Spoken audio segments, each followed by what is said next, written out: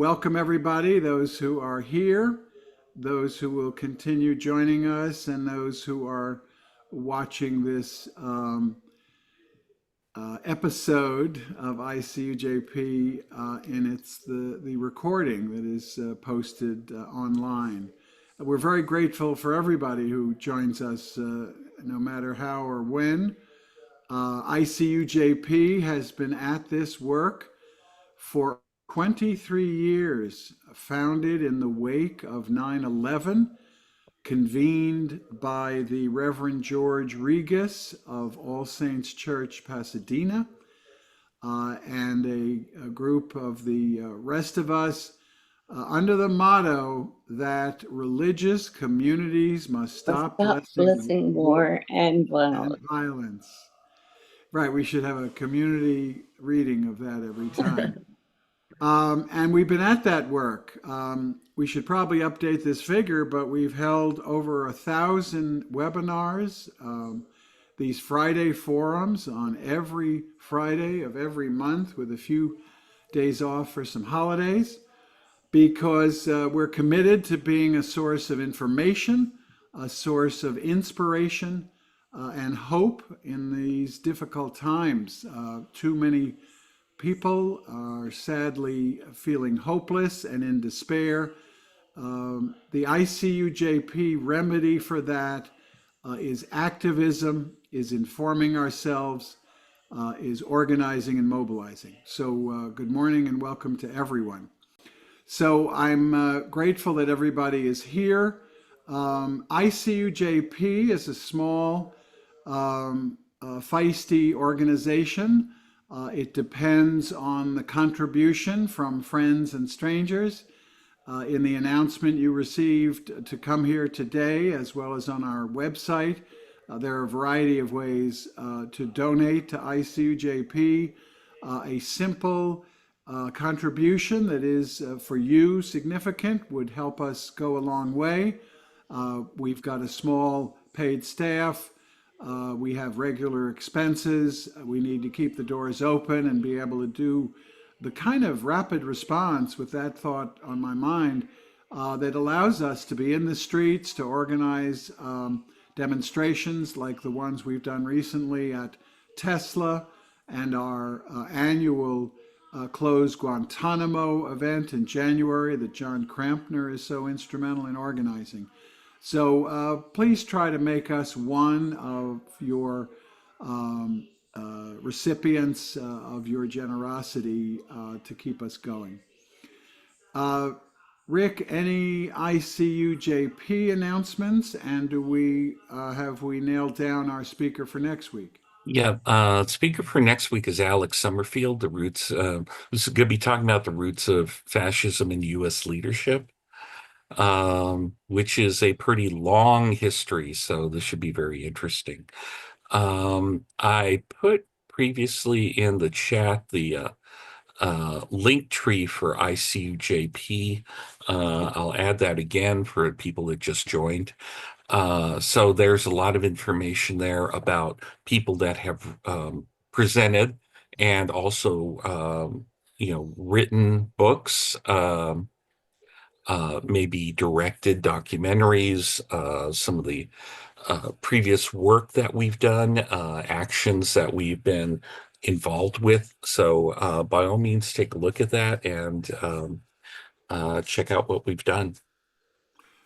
And in that vein, at significant effort to record and edit these programs, Rick posts our Friday forums on our website. If you see something today and you realize someone was unable to join us, send them to our website. There's all kinds of good information there anyway, but also all of these recordings are available. It's a real treat to turn to John Crampner for our reflection today. It's a treat. He makes it rare to have him join us at this early hour. I think he does it intentionally. When something is rare, it seems to be even more appreciated. So if that's enough of a nudge, John, I'm happy to introduce you. Great. Thank you very much, Steve. Um, okay, the focal point of this reflection is the death of AT&T whistleblower Mark Klein in Oakland a month ago on March 8th. People at ICUJP know me as Mr. Guantanamo, but the surveillance state, what used to be called illegal wiretapping, is also a primary concern of mine. Everyone knows of Edward Snowden, but before him, Mark Klein played a crucial role in exposing the Orwellian nature of the surveillance state unleashed upon the American people during the period of Bush-Cheney misrule. At the time, Klein was a computer network associate for AT&T in San Francisco. He learned that the National Security Agency was using a splitter to intercept and monitor all public internet and data traffic passing through the AT&T regional hub at 611 Folsom Street in downtown San Francisco. It was directed to room 641A, a highly secure room from which most A&T employees were barred. Klein did some investigating, and what he learned formed the basis of two lawsuits by the Electronic Frontier Foundation, Hepting versus AT&T and Jewel versus NSA. EFF is at the forefront of fighting the surveillance state, and I encourage everyone to join it. What Klein discovered also formed the basis for his 2009 book, Wiring Up the Big Brother Machine and Fighting It. He was lauded as an American hero from the floor of the U.S. Senate by Christopher Dodd of Connecticut. In the spirit of Mark Klein, I'll tell you a few things you can do to improve your cybernetic self-defense. I'll put this information in an email to the ICUJP discuss list so you don't have to take note.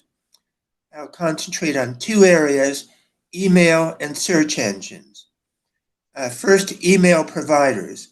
StartMail, which is what I use, its headquarters and servers are located in the Netherlands, ensuring that your emails and data are protected by the European Union's General Data Protection Regulation, the world's highest privacy standard. StartMail features secure data storage, the ability to encrypt emails, and the ability to mask your email address to limit the amount of spam you get. It costs $60 a year or $5 a month, and there's a free 7-day trial period. The other email service I recommend is ProtonMail. It's based in Switzerland, so it also adheres to high European privacy standards. It has a free version and one that costs $10 a month. I'm less familiar with ProtonMail, so can't make a recommendation as to whether to use the free or to pony up the 10 smackers a month. I imagine its features are similar to those of StartMail, but again, I don't know. Email services not to use, which I'm sure most of you do use, are corporate emails in general, such as Gmail, and the G, of course, is for Google, which is the worst. My impression is that people sign up for services like Gmail because they think that they're free, but they aren't. You pay in the loss of your privacy. As an old political science professor where I went to college said, there ain't no such thing as a free lunch. In terms of search engines, the ones to use are DuckDuckGo and StartPage, which is offered by, the latter is offered by the same company that created StartMail. And you don't have to pay to use either StartPage or DuckDuckGo. Again, the ones, search engines not to use, Google, Yahoo, the corporate search engines. They hoover up, keep a record of, and monetize your searches. It appalls me that Google is used as a verb meaning to use a search engine. While Google has more pages than other search engines, it should only be used as a last resort. I only use Google when I want to do an image search, as it's the only search engine with an image database. I'm sure that Mark Klein would approve of Start Mail and Proton Mail, Start Page, and DuckDuckGo, and that he would disapprove of corporate email services and search engines. That's my presentation. Thank you so much, John. And Rick. John, thank you very much. If you send that over, I can add it to the information that's going to be on the Oh, the okay. video. Right. Okay, I'll just forward it to you then. Yeah, that's great. Thank you. Okay. Terrific. And let's just stay with you, Rick, to introduce Katie Hill. Sure. A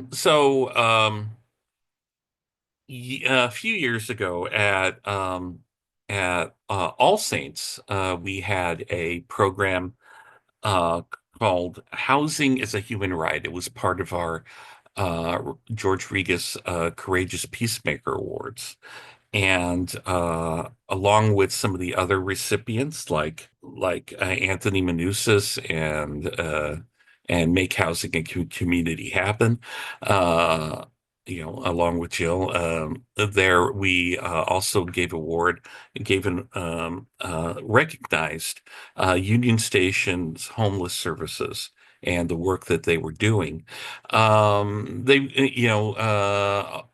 with a lot of these groups, because they are doing a lot of great work, it's kind of hard to get someone that has the time to be able to speak. Because we were able to do this at such a an early hour, we were able to do that and have the CEO of Union Station Homeless Services, Katie Hill, join us this morning. She's also an appointed member of the LAHSA Commission, and it's been Union Station Homeless Services has done some really great work in the community. They're also working on the Eaton Fire Housing Assistance Program, which affects uh, should affect people and unfortunately affect people and your friends and neighbors out there. So this can be a great resource. Without further ado, please, Katie, the floor is yours. And if everybody else can go on mute, that would be great. Wonderful. Well, thank you so much for that introduction, Rick, and thank you all for having me. Apologize for maybe not being the quickest on my feet this morning. I have a 3-year-old that is still not a great sleeper, and so the early mornings tend to be not my brightest. But it's great to be here, and really grateful for all of the work that you do, all the activism. It's close to my heart. So. I just for a little bit of history about me, I have spent almost my entire career in homeless services. I started while I was still in college at the LA Conservation Corps, working with transition age youth, and then I went to PATH shortly after college, which is now one of the biggest homeless organizations in the state of California. I was there for almost a decade, and then I got this crazy idea to run for Congress after Trump was elected the last time.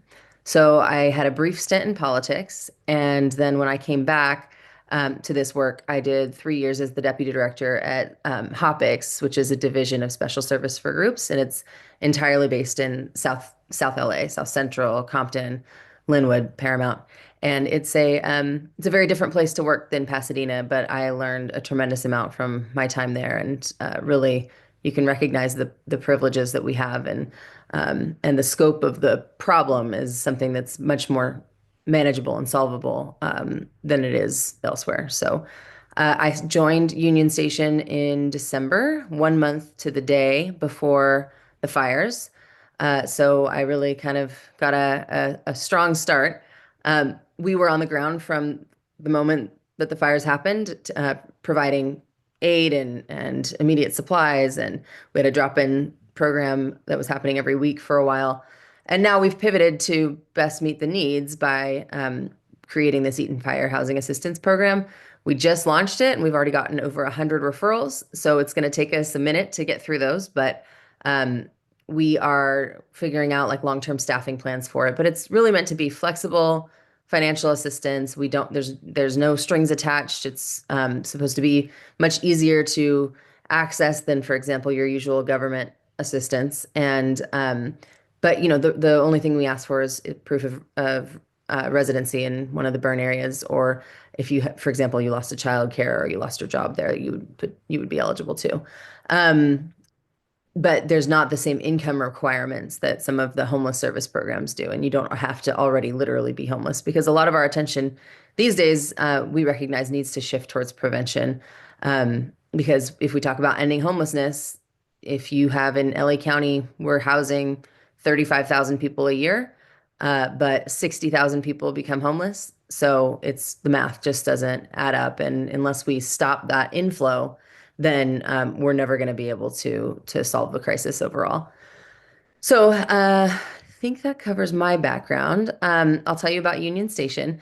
Union Station is sometimes confused. We are Union Station Homeless Services. Sometimes it's confused with Union Station, the train depot, but we are not. We are in Pasadena.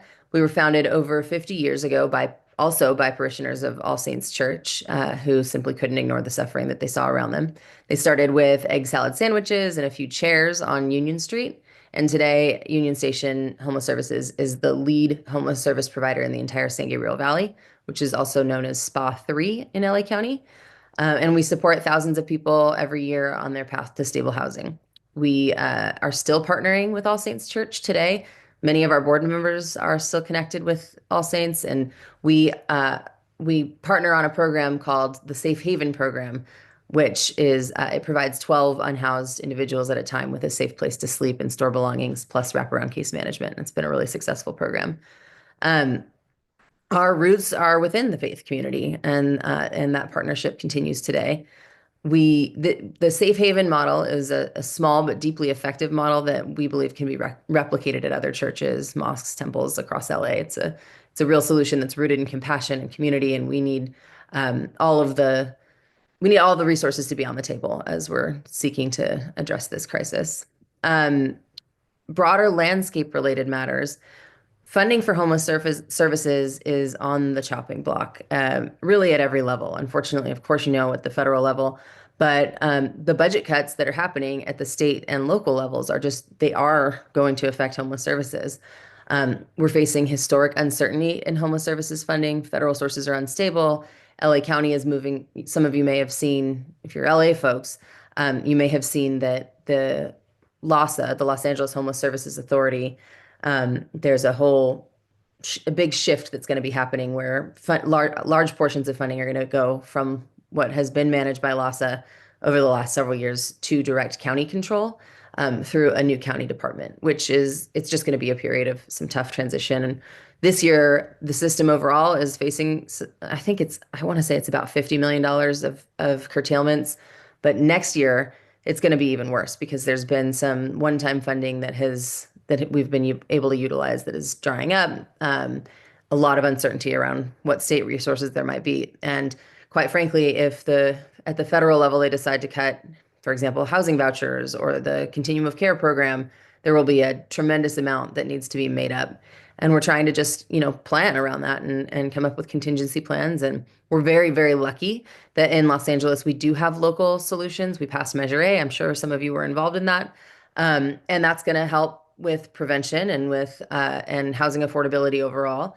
And of course, providing the services that we were already providing, but it's not a net increase in the funding that's available for services, the case management, the outreach, the interim housing. So we just don't have enough, and that's the sad reality, is that our staff are on the front lines having to tell people we just don't have anything for you, and that's a hard place to be. We get a lot of burnout. We have literally over 200 families that call into our to our family service center every month that there's no shelter, there's no motel vouchers that we can provide, there's no permanent housing, and it's really, really heartbreaking. Um, so we have a strong feeling about advocacy and our need to continue to push for resources to be dedicated towards serving our most vulnerable, and that's where we kind of focus. What does this whole landscape of less funding mean? It could be potential disruption in services. We're hoping that that doesn't affect us, but we know of some of the other providers that it certainly will.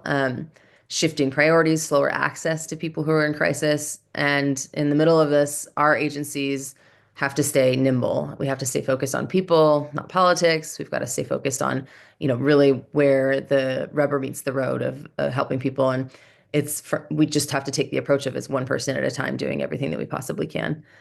This is not the first time, as you know, that government funding priorities have shifted, and the way we have continued to serve our community at Union Station over the past 50 years is through partnerships, and that's how we'll continue to do so.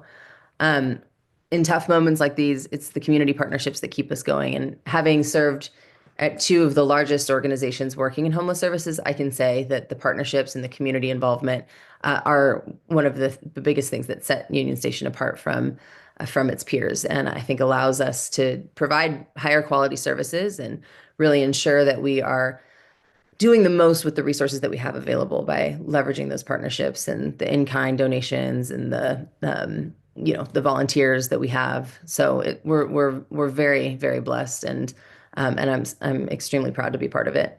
Our food services program runs largely on the backs of volunteers from local churches and faith communities. We have an Adopt a Meal program where volunteers provide nearly 30,000 meals each year to shelter residents. Many of these groups have been with us for decades. And it's not just about serving meals, of course, it's about building connection and providing dignity and hope for the people that we're serving.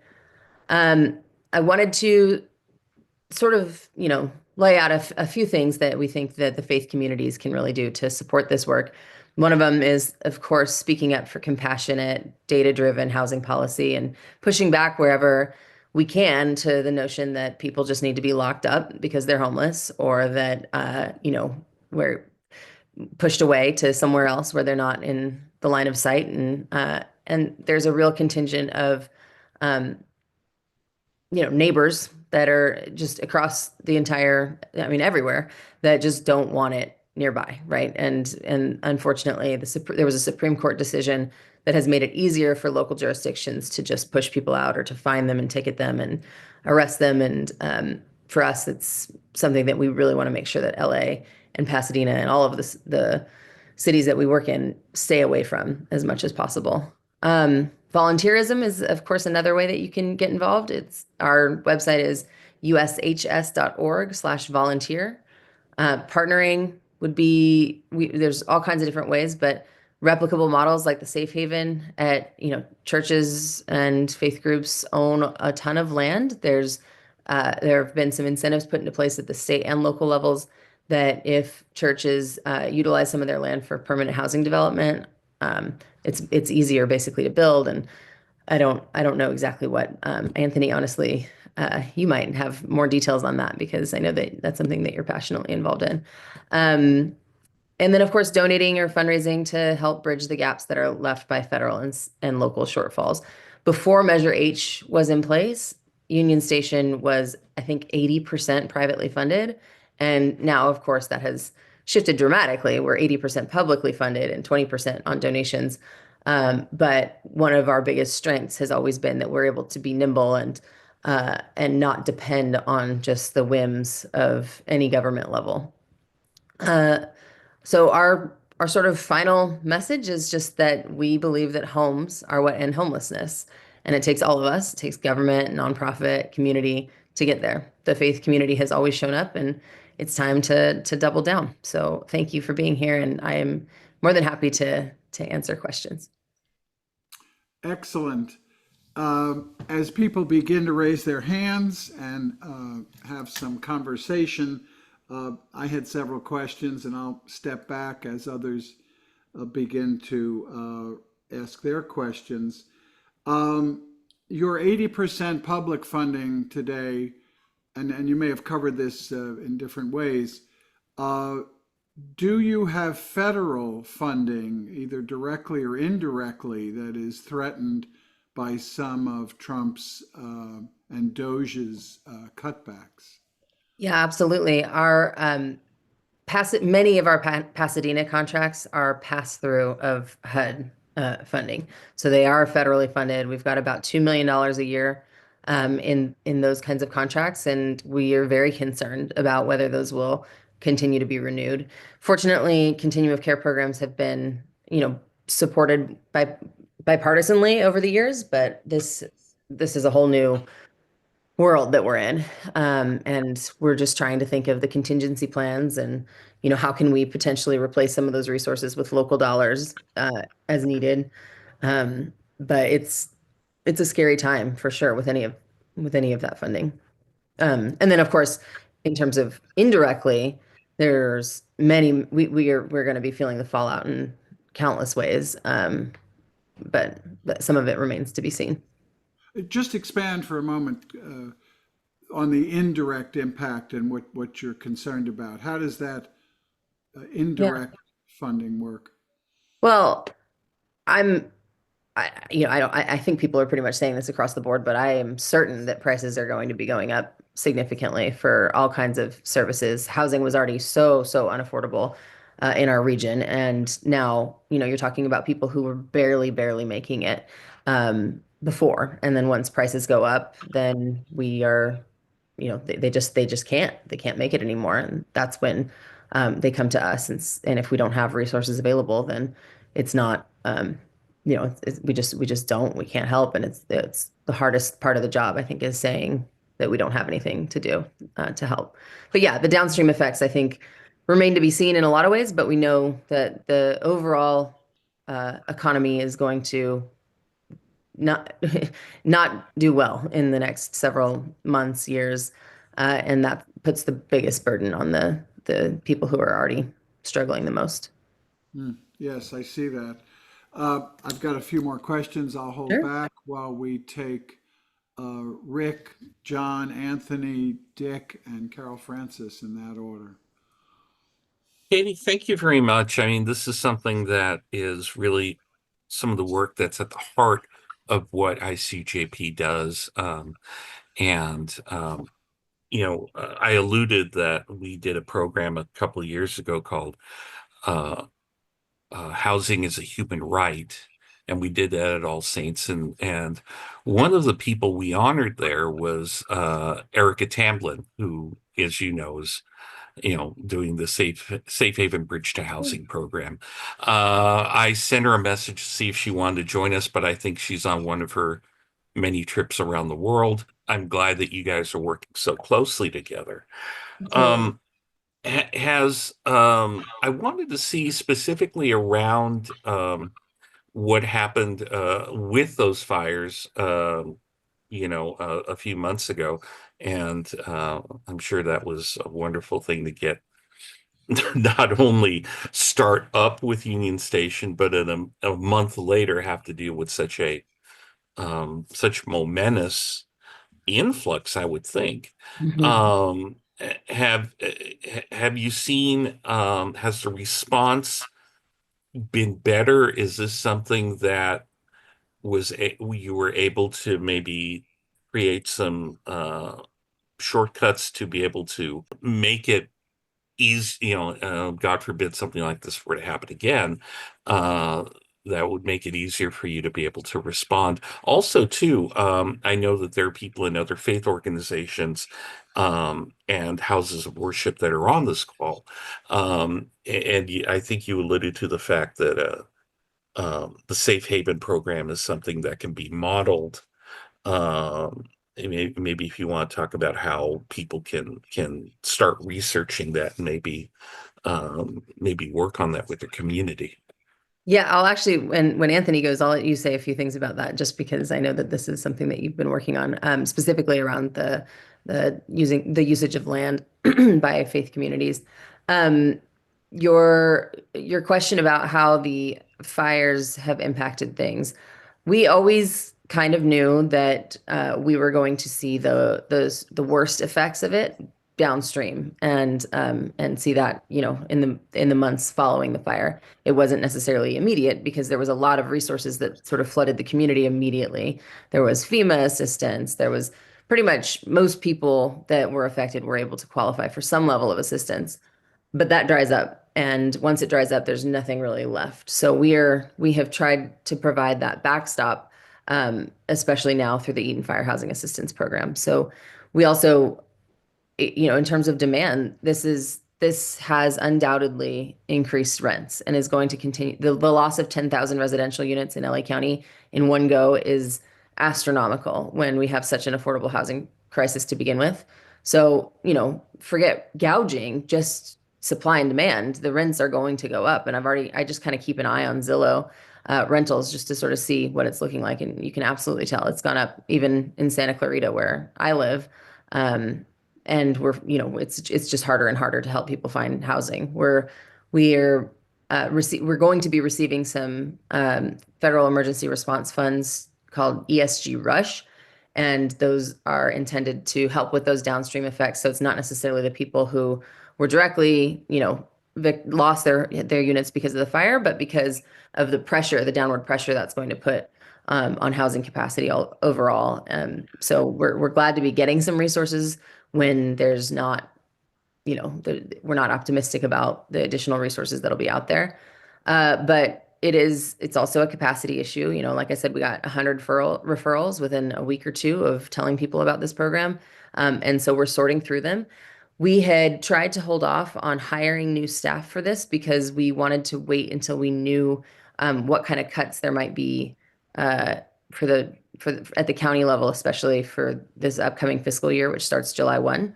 So if there were new positions available, I didn't want to fill them knowing that, you know, I wanted to be able to move staff into them who might be losing their positions otherwise. So we're kind of just leveraging as best as we can, and I think within the next month or so, we will be able to know if we are able to transfer staff permanently or if we need to do some additional hiring. But either way, it's not slowing us, you know, it's not stopping us from being able to, you know, do kind of the intake and assessment. And what we're finding from our very simple online application is that a lot of people just need some one-time assistance. They don't necessarily need long-term rental assistance, but they need help with, you know, move-in costs or with furniture or replacing some of the belongings that, you know, that just add up. That if you're making a limited income, then and your savings has been wiped out, you just need a little bit extra help. Car repairs we've seen, especially because people are having to move further away. So it's definitely, I think we're, you know, years away from full recovery, and there needs to be a huge push towards developing additional units at every income level to just increase the housing supply overall. Did that answer your question? Okay, great. Yeah, thank you. Great. Thank you. John Krampner. Great, thank you. I hope this didn't come up while I stepped away from the screen, but I'll ask and you let me know if it did. You know, it was in the news recently that whatever the agency was that the county contracted with on the homeless issue, that they somehow fired or dismissed them. And I was just wondering what you can tell us in terms of the extent to which that was because they weren't doing the job well, or if it was just some kind of political power play. I think it's all of the above. So Katie, I was, yeah. in answering that question, would you give everybody a baseline on what Yep. both of you are talking about? Yep, absolutely. So the agency that you referenced is the Los Angeles Homeless Services Authority. It's been around since, it's a joint powers authority that's been around since the 90s, early 90s, and mid 90s, I think it was maybe 94. And it was formed because the city of LA sued the county of LA around the provision of homeless services. And it's been, I think whenever you have an entity that's created out of a lawsuit, you have inherent challenges. And over the years, LASA has had different struggles. But what I've always known from our experiences in the field is that the people who work there really are trying to do the best that they can with an incredibly complex bureaucracy. The Homelessness Authority is it manages the continuum of care funds for the LA City and County continuum of care, which means that it's, millions of dollars that come in through HUD every year, and that is, basically shepherded by LAHSA and distributed. It also has been the hub for city, county, and state funding, meaning that they really try to braid all of these different resources that are available instead of making it as separated as it might be if they were all administered through a different, through separate entities.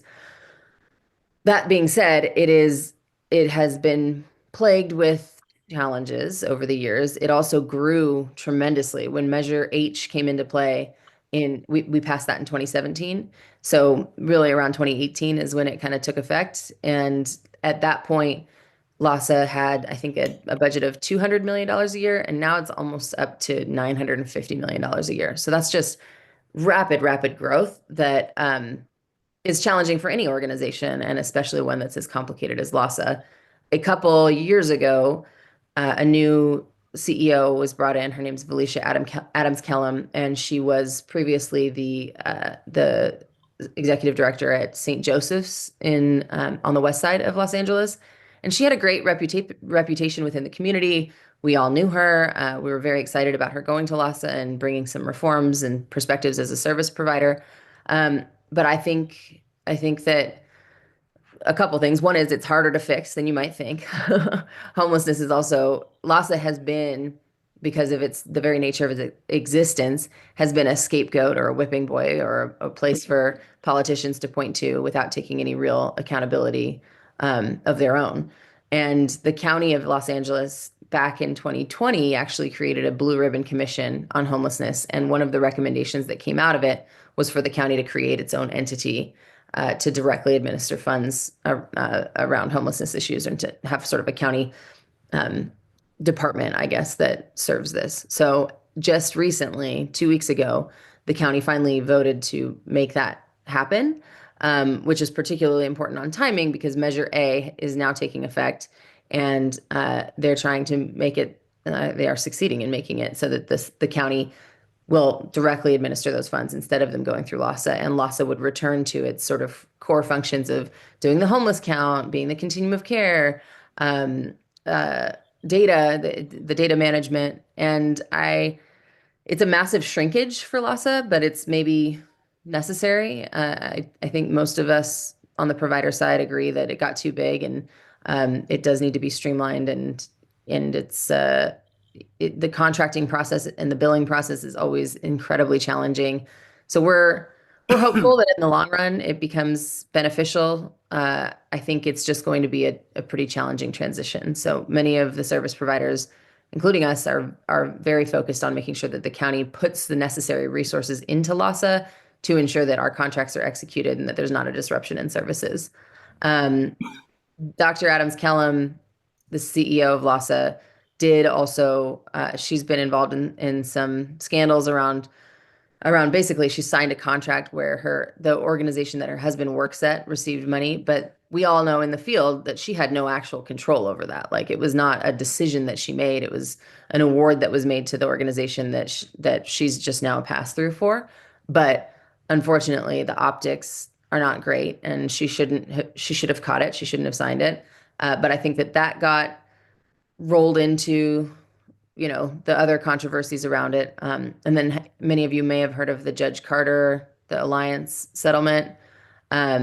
He's a judge that a few years ago, a group of activists, people representing the unhoused folks, sued the LA City and County again, and won. So the city and county had to settle by putting more resources into homeless services.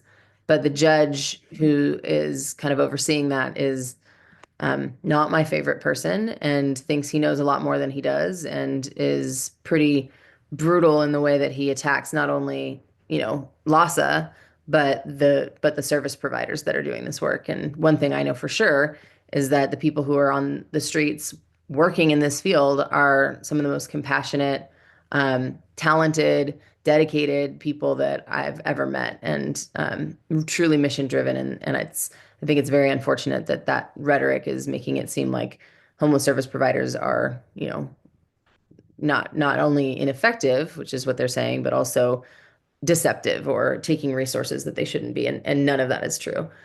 So I think we have a public perception problem on our hands that's likely to get worse because homelessness is going to get worse. I don't see any way around that. I think that there's um, a a real likelihood that we see increases over the next several years because those housing resources that we have are full now, and without affordable housing that people can move into, they're stuck. So if you often hear complaints about, well, why can't people from shelters move into permanent housing?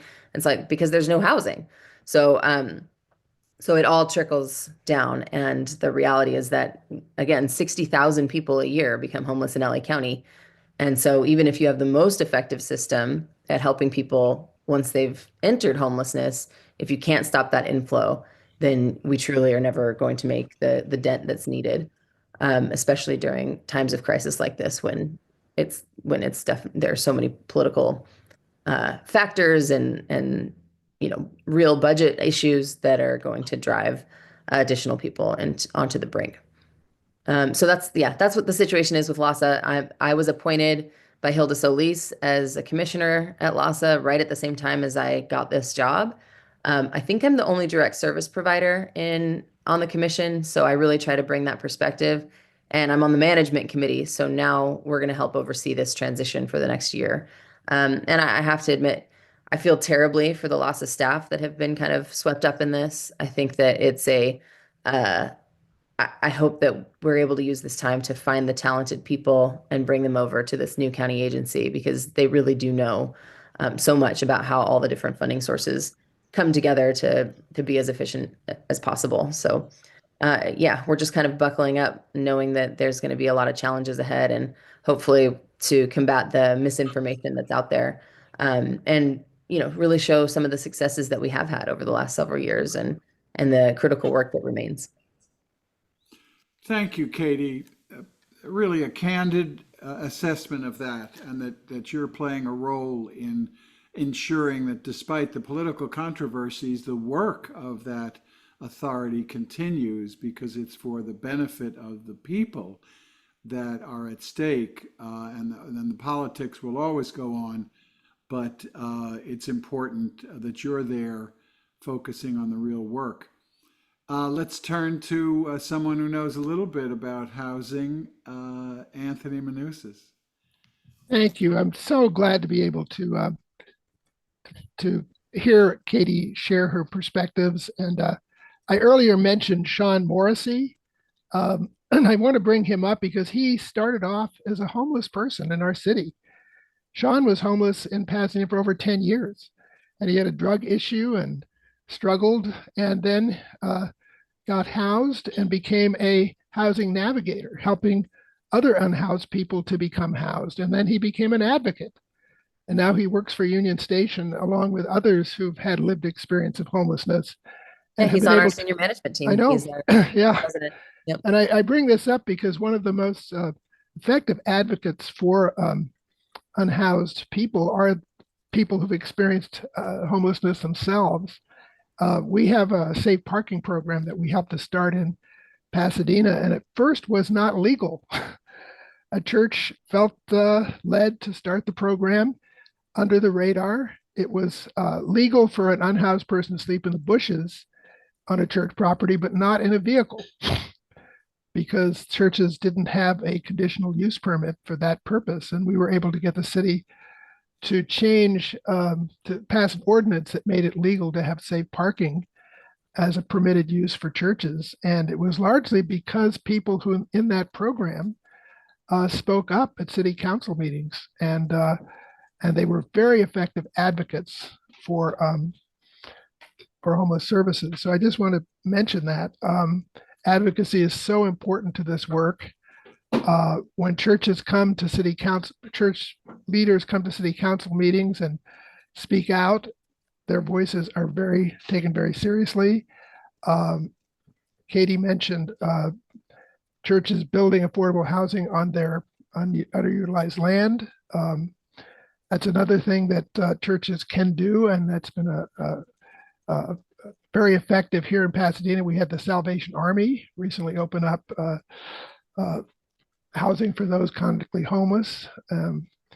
So all of this is to say that we've been able to reduce our homeless count in Pasadena by over 50% because Union Station and the faith community and community leaders and our elected officials are all working together. And when that happens, we can really make progress. Having said that, we're at the point now where we really want to see homelessness reduced in Pasadena and around our the state. And what do you think we need to do, Katie, next to reduce our homeless count in Pasadena? I really do believe it's prevention. I think that we have, I mean, of course, there's always going to be, we need to keep the existing infrastructure in place. I think that there's a need for more interim housing beds for both families and individuals. But I think that we collectively all need to focus on how do we stop people from becoming homeless in the first place? Because there's just, once somebody enters that space, it is so much harder to get out. If we can find the intervention that makes sure that they don't ever reach that, right? Like that's truly providing that safety net, then I think that's a must for us to really make the long-term dent into homelessness. So I think we are going to see over the next couple of years an additional amount of resources that are focused on prevention, but quite frankly, prevention programs need to improve.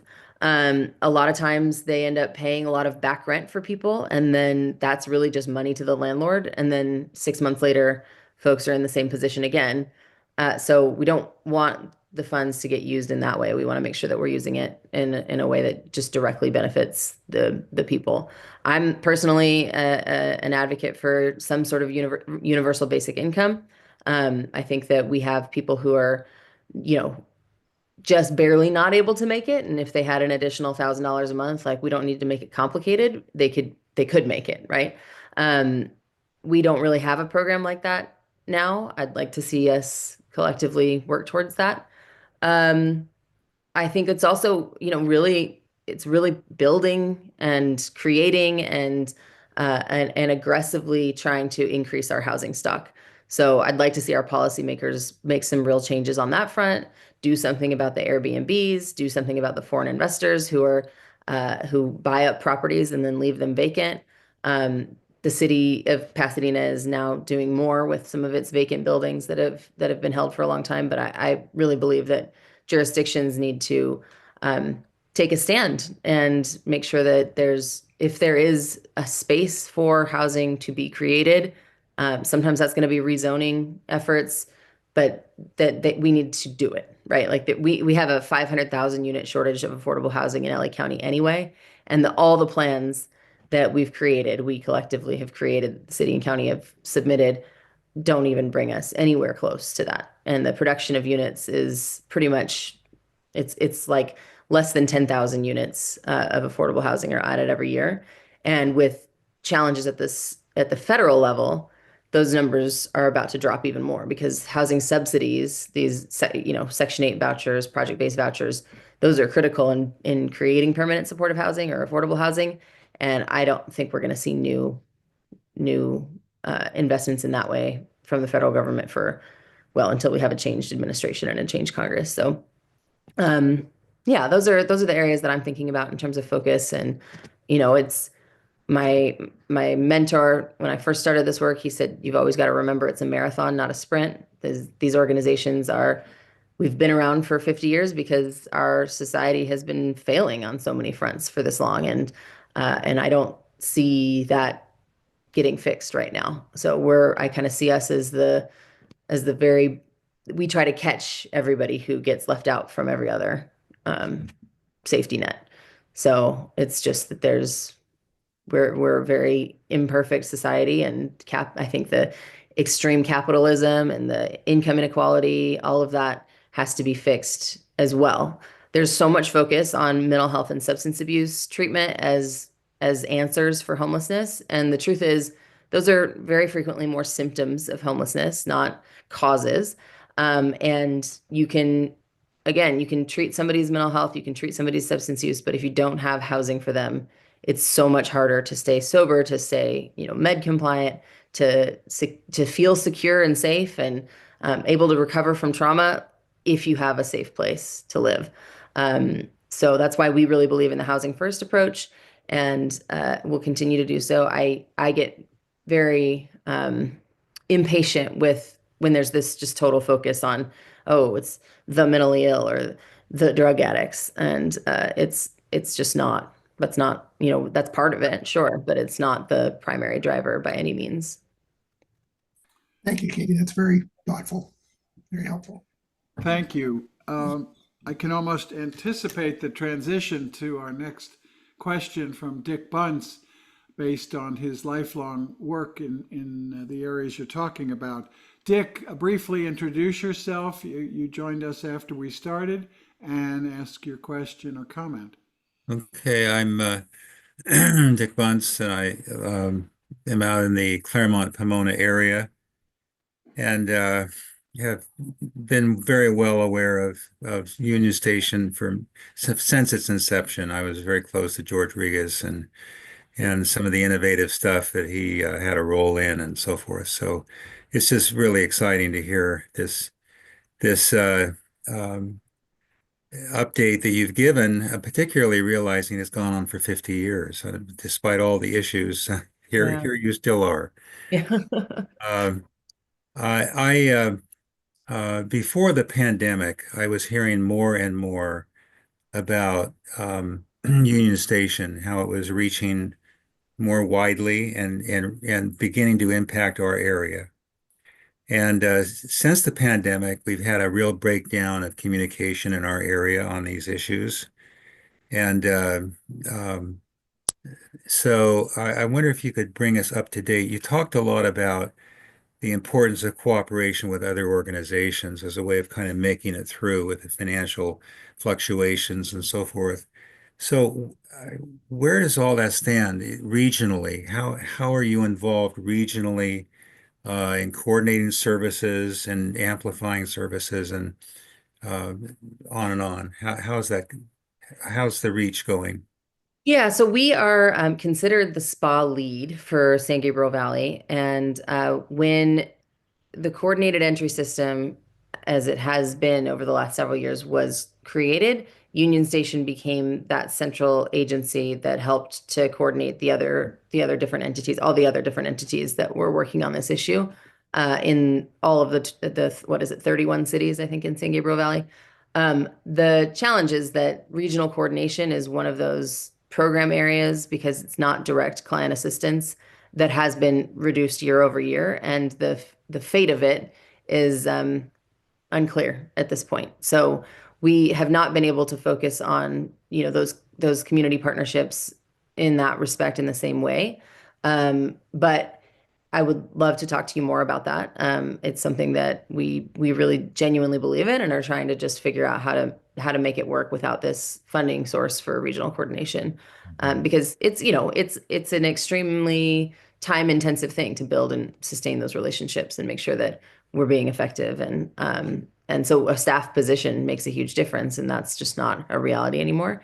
But Sean Morrissey is one of our folks who helps to build those connections and maintain the relationships. And we're part of the San Gabriel Valley COG. We've got a good relationship with them. And I think that the smaller cities outside of Pasadena, Claremont is doing a lot, but some of the other cities need to do more.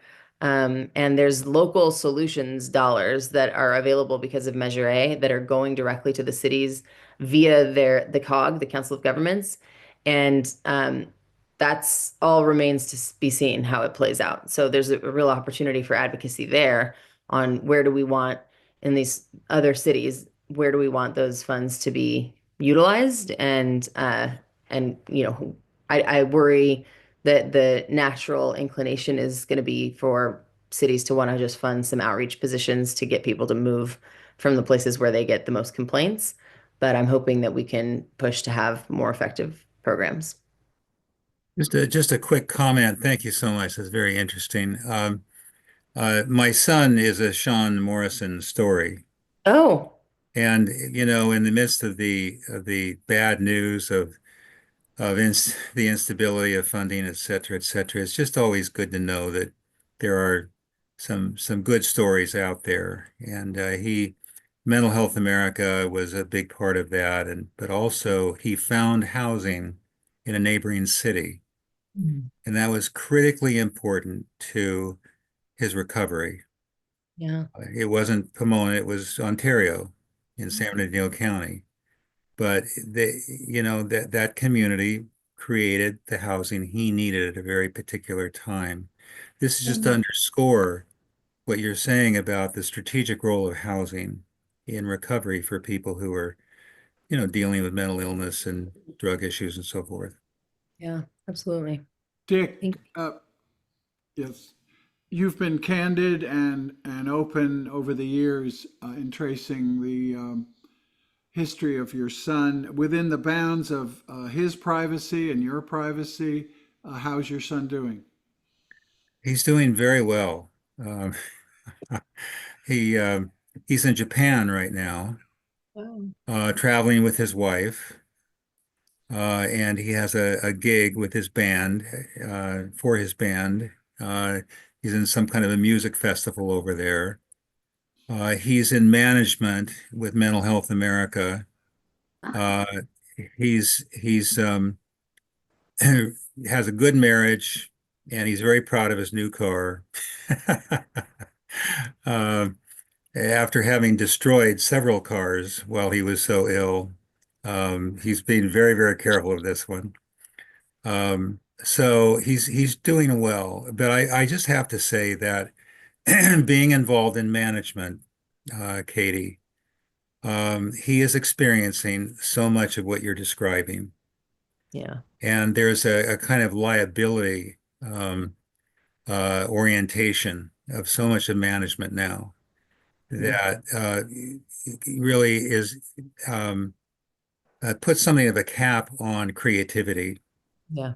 And so you can really resonate with that, I'm sure. Absolutely. There are very complex employment issues. If you need to fire somebody who's really, really not helpful, it's almost impossible to do that. Yeah. On and on it goes. But still, in the midst of it all, um, he feels a sense of life purpose. Mhm. And housing is terribly important, obviously, but so is that. There's a message somehow that an organization like Union Station, I think, exudes, and that is that you operate from a position of genuine commitment to the common good, Mhm. a deeply spiritual thing. And people see that, they know that, and it helps them to find purpose in their own lives. It's great. I love that. Thank you. We in tough times, and when you're thinking about any kind of potential downsizing, we've been working a lot with our leadership just to remind them to stay focused on the mission and just, really center on the Yeah. purpose. And Yeah. as long as we're doing everything that we can to meet that, then we're fulfilling it, even if it's not as broad as we'd like it to be. Dick, as we move on, I'm so grateful how you've traced the history of you and your wife's love and support for your son. I'm sitting here just so grateful that for the kind of report you can share with us of your son thriving and with his family and with his car.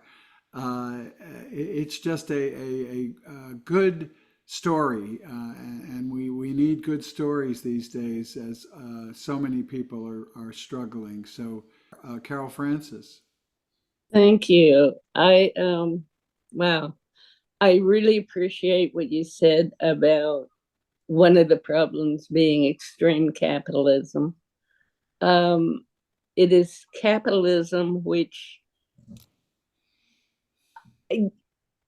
allows people who have the money to do what is beneficial for themselves, which is to build more housing for upscale housing and not build it under socialism. You see, we need low income housing, so that's what we're going to build. But anyway, Yeah. I was really interested in what you said when at near the beginning, something about not only giving people food, but giving them hope. And I would love it if you could talk more about that. Is that part of the program? Is there a certain part of the program? Or what is it that you do that doesn't make people feel like I'm going to spend the rest of my life coming here for food, but makes them feel like there's a light at the end of the tunnel? Thank you. It really is a philosophy, and it's sort of a guiding principle within our organization, is that uh, we need to look at whatever challenge somebody's going through as it's something that they're facing right now. It doesn't mean it's a permanent state of being. It doesn't have any indication on whether they are good or bad or anything like that. So we really focus on, develop trauma-informed care, providing people with the deep level of support to hopefully inspire hope. And community connection is a huge part of that. It's something that we're constantly trying to improve how we're doing, building the community, giving people, letting them see success stories, helping them to know that their journey is, they might be at a tough stage right now, but that we can help them get through it. And yeah, I don't know that there's programming specifically around it, but it's more of when we're training our staff and really we try to just focus on that message and ensure that, there's not this, there's a tendency to get just hopeless and disenchanted with it all. And honestly, that's something that we have to continually work on with our staff, even, is just, it is hard. It's an extremely challenging job. The problem is of a scale that is hard to wrap our heads around. And there are so many challenges as we're trying to make a difference in it. And so trying to keep hope as a foundational principle and sort of that light at the end of the tunnel message, I feel like is just really important. Thank you for that. Rebecca. Hi, Katie. Thank you for coming to speak with us today. I wish you could have stayed in Congress. I wish more people had your back, but I am so glad that you got involved locally to do this great work, and particularly in my former hometowns of Compton and Paramount. But what you mentioned earlier about Measure A in the county having control of these funds really triggered me to remember it wasn't long ago that the county had to give back several $1 million of federal funding for housing because they just didn't spend it. So they have their own serious mismanagement problems. And we see now, even years later with Measure J, there's still no movement and them using those funds for what they're supposed to be doing. And we see Men's Central Prison still open. I was just listening right before I got on to this meeting to Dominic DePrima talking to an activist and talking about this situation with LASA. And so I was wondering, do you see that county could have taken some other measure besides what they did to address the problem and concerns about the management of the LASA funds? And because it just seems to be like they're taking a page out of Elon Musk's playbook and Doge just to destroy the agency. Yeah, it has not felt great the way that it's been done, especially coming from certain supervisors, the way that it has. I think that we are, it isn't as much of a surprise if you've been in the sector for a while, because that Blue Ribbon Commission that came up with the recommendation to create a county entity, that was 5 years ago. So there've been kind of talks about it for a while. The county has been building up its own homeless response system they've been doing it through the Department of Health Services Housing for Health unit. And we've had a lot of success with them, have a lot of admiration for them. And actually, one of the people who helped to start it, Mark Gailey, is now on our board. So I think that it's going to be a tough transition. And I agree with you that it has felt doji in some respects. And as a commissioner, my goal is to just try and make it as painless as possible. And I think even LASA staff, for the most part, people go there to try and fix it. They go there to try and, improve things. And we pretty much across the board, people feel like there needs to be something to shake it up. Because with all the different funding sources, with all the different entities that have something to say in LASA or have some stake in the game, it has just created this complicated bureaucracy that takes forever to do things. And so I do feel like something needed to be done. And I feel like the county, at the end of the day, I don't know that it's going to be as smart of a political move as some people might think, because they're not going to have the scapegoat in the same way that they always have. They've always been able to point to LASA as like, oh, look at what a bad job they're doing. Now, in a couple of years, I am telling you, homelessness is not going away. And so they're going to be the ones that receive the direct attacks, and they won't have anyone to point to but themselves. So it's an interesting tactic. There's definitely politics behind it. I hope that I also feel like there's even the people on both sides of the issue are genuinely motivated by the same thing, the same desire to improve our system, to help people, to support the workforce. And it's just tough. And I hope that this does end up being a net positive at the end of the day. But I feel terribly for LASA staff, and I think that it's gotten personal in many ways when that didn't need to happen. And it's just going to be, I feel like there's no way that the transition's going to be seamless. It's a huge effort to undertake and an extremely aggressive timeline to have it all transition by next year.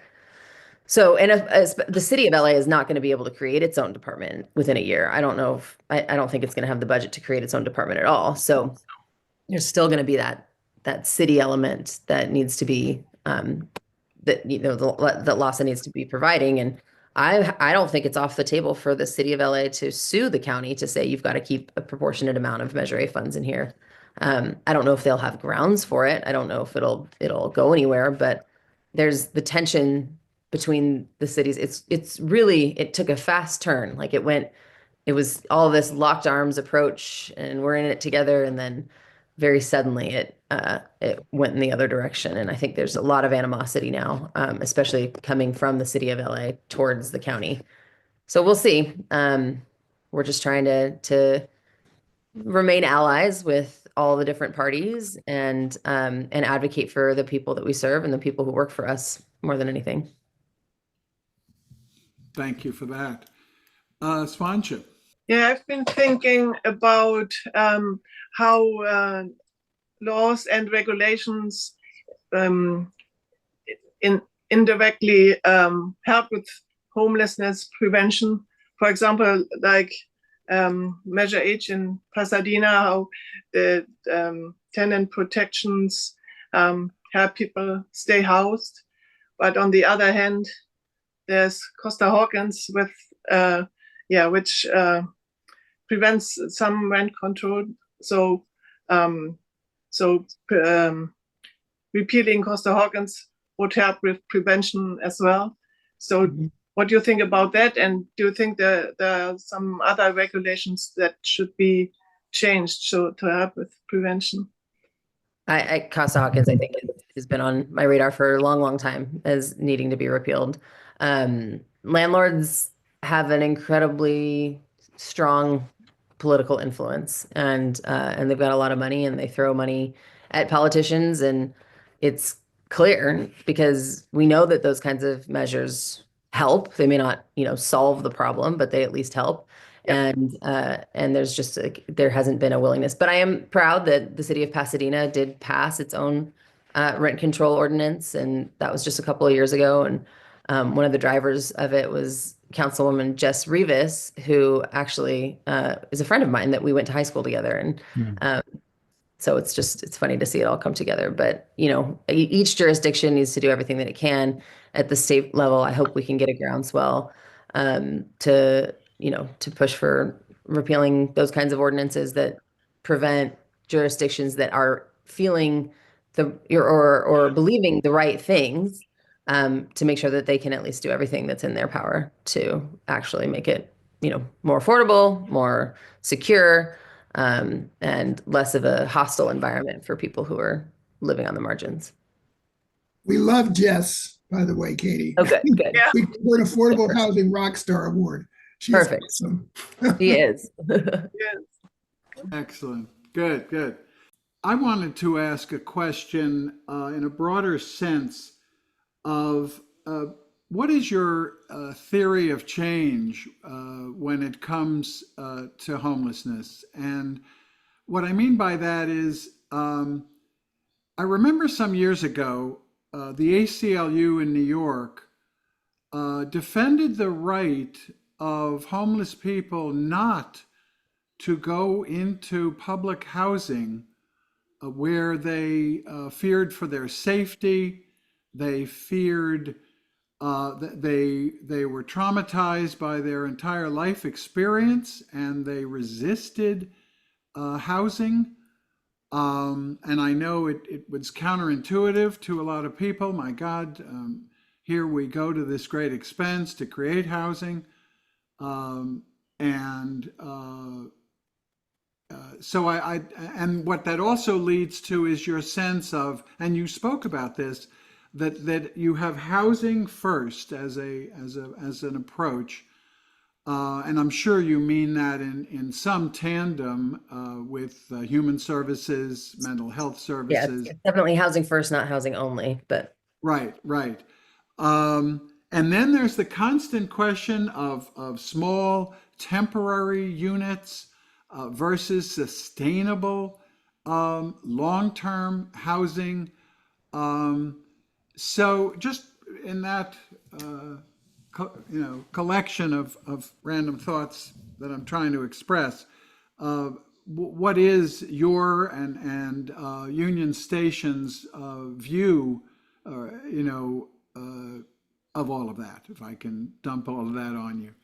yeah, well, with respect to the thought around people not wanting to go into housing, what we've found over and over again is that if there's housing that meets dignity and their needs, then most people are willing to go in, right? Like, so one of the reasons that Karen Bass's Inside Safe program has been more effective than others is because there's actual motel rooms rather than shared congregate settings where people who have a history of trauma, there's a lot of reasons someone might not want to live in a congregate shelter, and some of them are very poorly run. Even the ones that are well run have a lot of challenges, just in terms of bed bugs that can get in, and people who are loud or disruptive, or if you're trying to stay sober, others who are using, and so I definitely think that private spaces of some kind really makes a difference for folks who are facing more challenges, and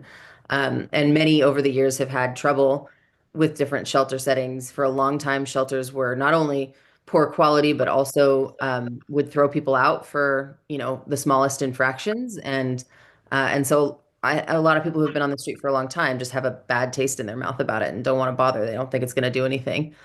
They've got their spot. They have their way of kind of they've adapted to, and those ones are tough, right? But we strongly believe that if you continue to do outreach and engagement, you continue to talk to the person about what their needs are and how we can help meet them. And there's usually what our outreach teams will tell you is that there's usually someone hits a moment, right, where I've heard it that they've lost a friend or they've gotten sick or something that can help push them to the point of deciding to accept services. It's a lot of building trust. And, one of the problems that we have is that when somebody's ready, you want to have a resource available. You want to immediately be able to, at least put them in a shelter bed, but that's not a guarantee. And so it's just like when somebody agrees to get help when they're, getting sober, you need to have a clear resource right then, because that can be a very time limited window when somebody's in that frame of mind.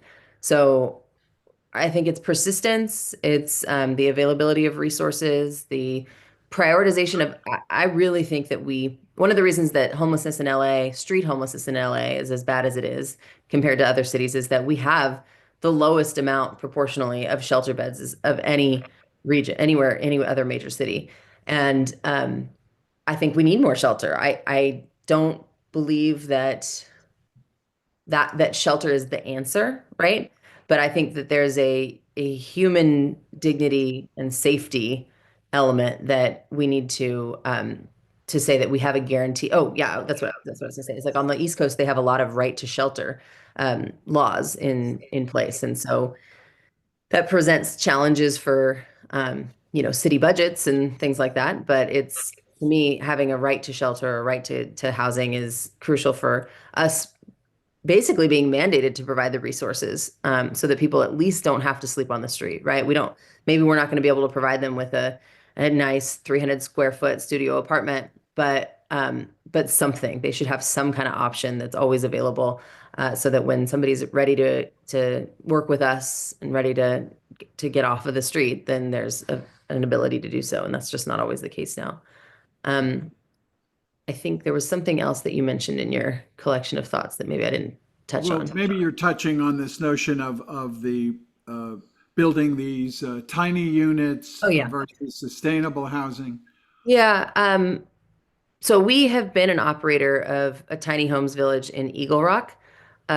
We have decided that as after July 1, we're not going to operate that program anymore. We're hoping that another service provider takes it over.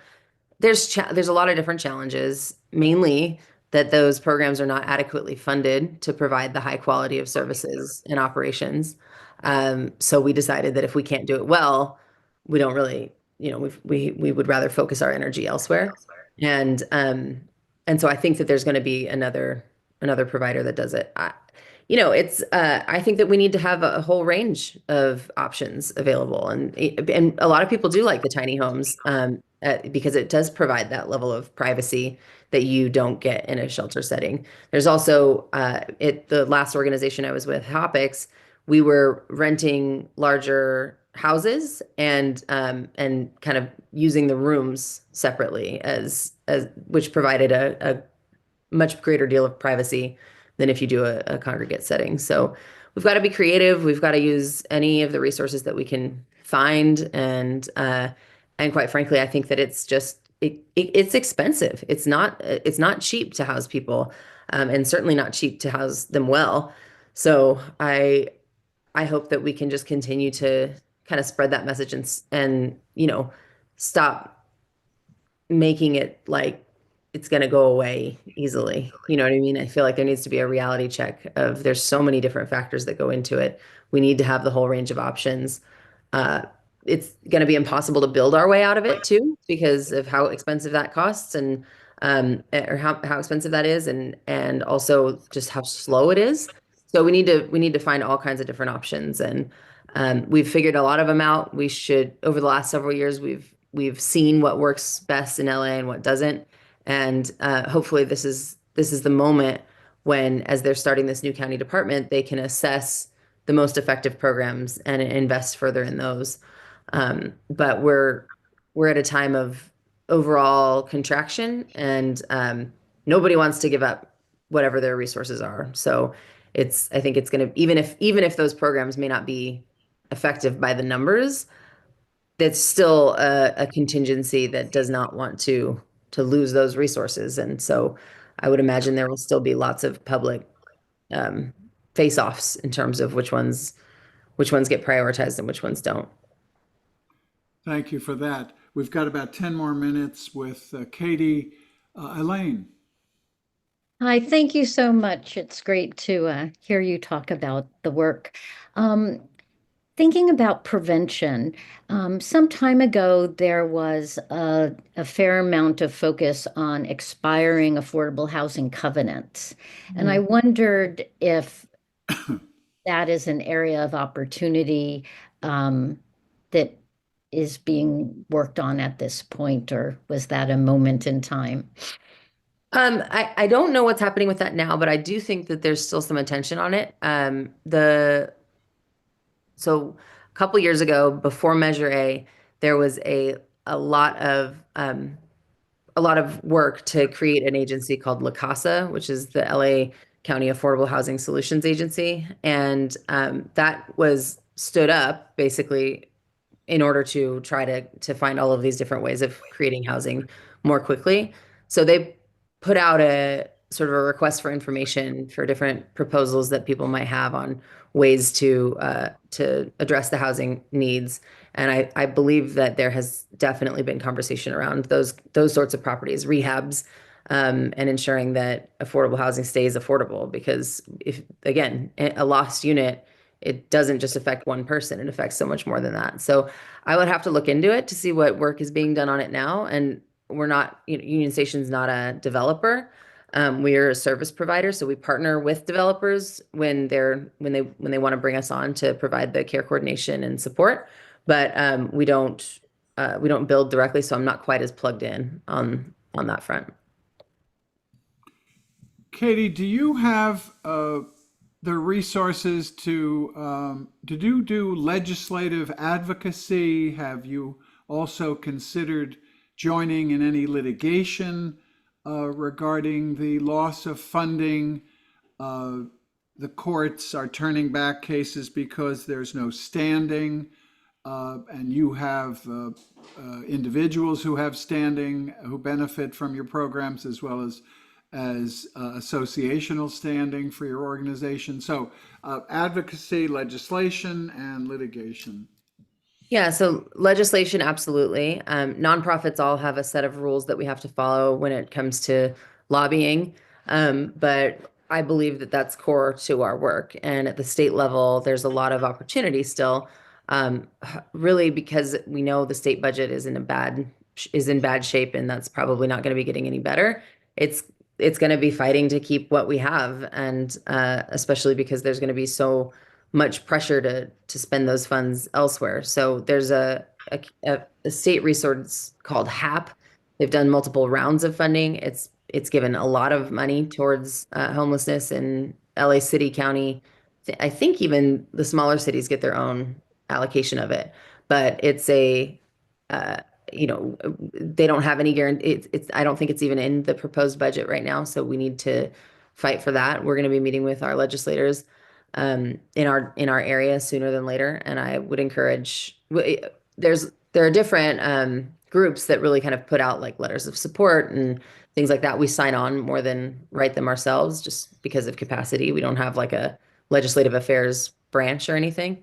But Housing California is a great one. There's also SCAMP, which is the Southern California Association of Nonprofit Housers.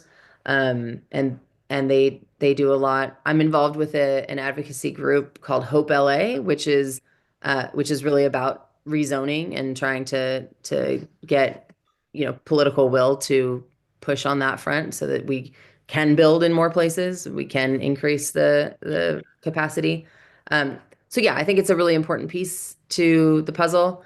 The advocacy that we've been doing locally was around getting Measure A passed, and now we're focused on its implementation and making sure that the provisions that we as service providers and advocates fought to get into Measure A are actually upheld, despite the fact that we're in a moment of overall contraction. So it's the work is constant, it's ongoing, it's shifting regularly. We have an advocacy committee of our board that is specifically focused on that, trying to, because what we can't lobby, but we can educate, and so that's really what we're working on.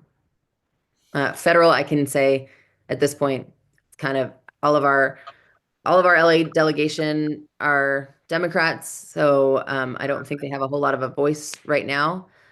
So we're not really focusing, federally at the moment, but hopefully that doesn't last too long. Hopefully there becomes more of an opportunity to do so. And any consideration to joining in litigation? So actually, we did join in litigation to uphold Measure A. There was the county. It was kind of a complicated way that they did the suit. They basically preempted a challenge to Measure A and to get the courts to validate it. So we were among several organizations that sued or joined the suit, but then it ended up getting settled, and it went nowhere. They upheld Measure A, and we didn't need to go any further with it, which is fine.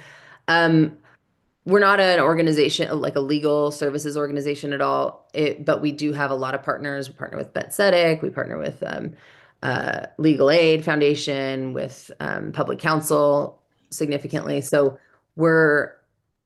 I would say that it's not something that we're necessarily opposed to if the right situation came about.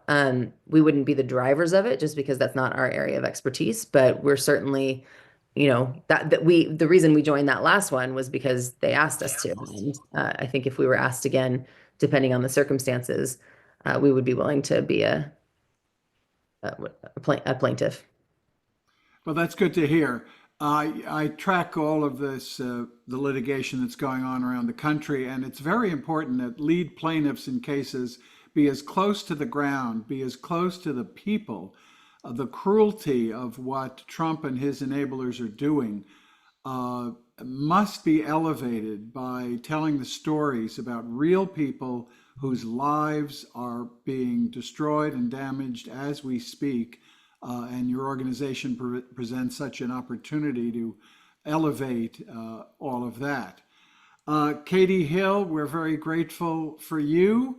I went door to door in your district through Bend the Arc to campaign for you. I was disappointed you were not able to sustain your time in Congress, but I'm very impressed by how you've devoted your life and your work to these important issues. It means a lot that you identified an issue to go after, that you're providing such extraordinary leadership and insight. It means there are many ways to serve in the American story, and you're doing that. Thank you. I appreciate that. Yeah, it's been a journey the last 5 years. I don't think I could have anticipated any of it, but I'm very grateful for where I've landed, and I think that I've been asked a lot of if I regret stepping down, and quite frankly, I know I'm making a bigger impact doing this than I could have been doing in Washington, especially now. So it's definitely. I have learned a lot. I am a different person than I was a few years ago, but it was always about trying to address this issue and the larger systemic issues that I believe cause homelessness. So part of what I've learned is just that there are different ways to make a difference, and quite frankly, being as close to the work as possible is so much more rewarding and impactful. Legislation of any kind is extremely slow and arduous, and the political ebbs and flows are quite difficult. But I look forward to supporting. I'm very glad that my seat flipped back this past cycle, and I look forward to helping in the midterms however I can to make sure that Democrats take back control of the House, because there needs to, at least, even if you're not making a huge difference in actually advancing progressive issues, at least you're putting a check on this president. So I'm hopeful that we can do that again. Thank you so much for having me. You guys are wonderful people. I appreciate your work and hope to partner soon. Thank you, Katie. You are now a card-carrying member of ICUJP. You are wonderful. You're fully paid. You're paid up with a lifetime membership. Oh my, thank you. Follow our work. Stay in touch with us through Anthony and others, and we really wish you the best and stay safe. Thank you so much. You too. Have a good one. Thank you, Katie. Thank you, Katie. Thank you all. Are there any concluding thoughts, Anthony? I just wanted to follow up. If you know of any congregations that might be interested in having affordable housing built on their underutilized land, we're having a cohort this in May, which means that congregations can come together and get expert advice on different options for having affordable housing built on their campuses. So I put a link in the chat. If you know of any congregation that might be interested, please let them know about this. Excellent. Thank you, everybody. Be well, be safe, and join us again next Friday.